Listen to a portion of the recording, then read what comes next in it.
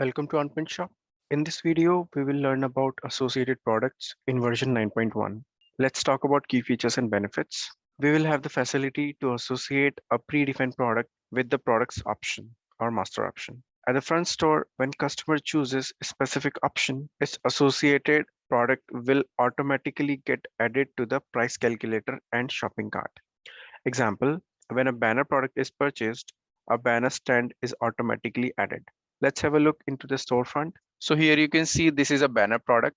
And here when customer choose to select banner stand, if they select yes, so here you can see there is associated product will appear with pricing and this is a subtotal. So let's have a look into the backend. So first of all, we need to go to the products, predefined products, and we need to create predefined product called the banner stand. So here we can add the banner stand simply like we add the predefined products. So you need to put the product title, choose a price defining method and enable the status and add the description as well as the pricing into it. So after adding the pricing of the banner, we need to go to the product option and here we need to create one master option to choose yes or no. So here we have created this with option yes and no. And after that, we need to go to the associated product button. And here we can see there is a banner stand associate product we have created. So here you need to put a title and select the option which you want to link with the associated product or predefined product. So here we are selecting on selection of yes, and you can put a quantity multiplier. So suppose one banner require one stand. So you can put the multiplier as 1 and then we need to select associated product. So associated product is this product which we have created for that particular product as an option. So here we have choose banner stand for banner product and then we need to click on save and back. So in this way, this is how the outcome will appear.